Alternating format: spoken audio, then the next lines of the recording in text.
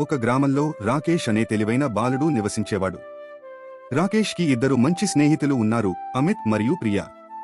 వారు ఎప్పుడూ కలిసి సాహసకార్యాలు చేయడం ఇష్టపడేవారు. ఒకరోజు వారు గ్రామానికి సమీపంలో ఒక పాత, భయంకరమైన కోట గురించి విన్నారు. ఆ కోటలో కొన్ని విలువైన వస్తువులు ఉన్నాయని తెలిసింది. వారు ఆ కోటకు వెళ్లి చూడాలని నిర్ణయించుకున్నారు. వారు కోటకు చేరి లోపల ప్రవేశించారు. కోట చాలా చీకటి మరియు విస్తారంగా ఉంది. రాకేష్ తన తెలివైన మేధస్సుతో దారిని గుర్తుపట్టాడు. అమిత్ మరియు ప్రియా ఒక మార్గాన్ని కనుగొనడంలో సహాయం అందించారు.